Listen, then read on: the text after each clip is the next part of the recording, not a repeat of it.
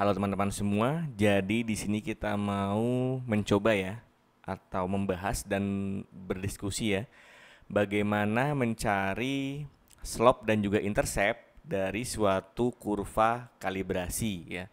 Sebetulnya untuk mencari slope dan intercept dari kurva kalibrasi itu sudah banyak caranya dan ada cara mudahnya teman-teman. Kalian bisa menggunakan kalkulator, itu juga ada di video saya ya. Dan juga kalian bisa menggunakan fungsi dari Excel gitu, yang sudah tentu tinggal dimasukkan saja gitu datanya ya. Nah, di sini saya punya dua ya, ada dua. Yang pertama ada dua kolom di tabel pertama, sorry. Pada tabel pertama ada dua kolom. Yang pertama adalah kolom konsentrasi. Ini umum teman-teman sifatnya ya. Konsentrasi apapun. Di sini saya ambil konsentrasi misalnya bisa obat atau bisa senyawa gitu atau standar ya. Di sini adalah kolom konsentrasi, kita anggap atau kita jadikan kolom konsentrasi ini sebagai sumbu X kalau di dalam diagram ya atau koordinat gitu. Sebagai sumbu X itu nilai dari 15,818 sampai 118,634. Di sini terlihat bahwa semakin tinggi konsentrasi maka sinyal dari alat, di sini sumbu Y-nya adalah luas area, itu juga semakin tinggi gitu. Jadi diharapkan nanti bentuk kurvanya itu adalah linier ya, karena ketika naik konsentrasinya, sinyal alatnya dalam hal ini adalah luas area, berarti paling bisa dianggap dekat itu berarti kemungkinan adalah HPLC teman-teman. Peak area atau luas area itu juga semakin tinggi. Nah, dari situ baru kita gunakan atau kita pindahkan ke kolom variabel. Di sini variabel itu adalah variabel-variabel apa aja yang akan dihitung berdasarkan rumus yang ada di sini nih. Ini rumus yang ini nih, ya teman-teman ya. Untuk A itu dia adalah intercept dan untuk B-nya itu adalah slope ya di situ ya. Intercept itu berarti perpotongan antara sumbu Y dengan sumbu X, sedangkan slope itu adalah kemiringannya dari suatu garis gitu. Nah, pertama kita masukin dulu sumbu X tadi sama ya. Di sini dari 15,818 sampai dengan 118,634 dan juga sumbu Y-nya sama, dia dari 400.023.452,5 sampai 3.149.102 ya di situ ya. Sama dengan yang luas area. Jadi sumbu X-nya adalah konsentrasi dan sumbu Y-nya adalah luas area. Kemudian setelah itu kita buat lagi X kuadrat, yaitu nilai X yang dikuadratkan. Berarti 15,818 dikali lagi dengan 15,818. Di sini terlihat bahwa rumusnya sama dengan E6 ya, di sini berarti dikali dengan E6 lagi gitu. Di bawah juga sama nih, berarti E7 dikali dengan E7 lagi, itu berarti X kuadrat ya. Di sebelahnya lagi ada XY, artinya X dikali dengan Y, artinya variabel X yang ini dikali dengan variabel Y di sini ya. Kalau kalian mau lihat rumusnya, kalian bisa pause sendiri videonya gitu ya. Di sini rumusnya adalah atau formulanya sama dengan E6 yang ini dikali dengan F6 yang ini. Berarti X dikali dengan Y. Bawahnya juga sama nih. E7 dikali F7 sampai seterusnya ya. Nah, dari situ kita dapat ada nilai X, nilai Y, nilai X kuadrat, dan juga nilai XY. Nah, sekarang kita bedah dari sini, dari rumusnya. Untuk intercept, itu rumusnya adalah sigma Y dikali sigma X kuadrat dikurang sigma X dikali sigma XY per N. N itu adalah jumlah data teman-teman ya. Jumlah datanya ada berapa gitu.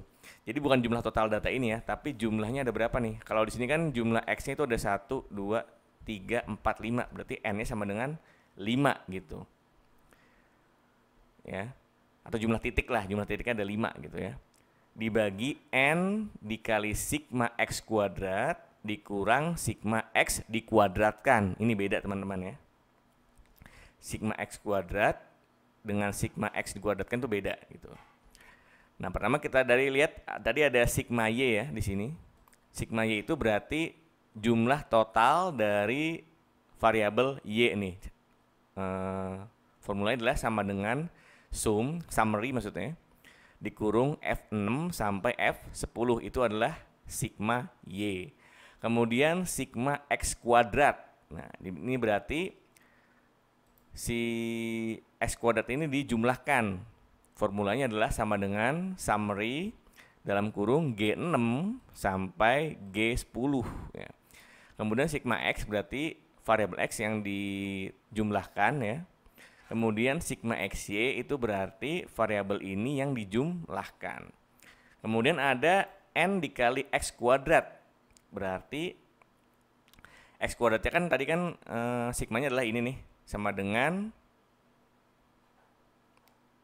ya, yang ini ya, sama dengan ini dikali dengan 5 karena ada 5 titik di situ ya. Kemudian sigma X yang dikuadratkan itu berarti sigma X yang ini itu dikali lagi dengan bilangan yang sama ya. Kemudian ada N dikali sigma XY berarti 5 dikali dengan sigma XY berapa? Ini nih berarti ya, K7 tadi ya. Kemudian ada N dikali sigma X kuadrat. Berarti sigma X kuadrat mana nih? Ini ya. Sama dengan K5 dikali dengan 5 di situ ya. Nanti dari situ kita dapat nih masing-masing nilainya. Kemudian kita masukkan ke masing-masing persamaan ini tadi nih. Ini kan tadi kan sigma Y itu adalah K4 ya. Nih K4, sigma X kuadrat adalah K5 gitu. Terus sigma X di sini adalah K6, sigma XY adalah K7 dibagi ya kan. N dikali sigma X kuadrat itu adalah K8 ya, ini K8 dikurang sigma X yang dikuadratkan ya. Berarti adalah K9 di situ. Nanti didapatkan nilai interceptnya, ini karena nilai A itu adalah intercept teman-teman ya. Nilai interceptnya adalah minus 3291,56 ya untuk nilai intercept. Sekarang kita lanjut ke nilai slope.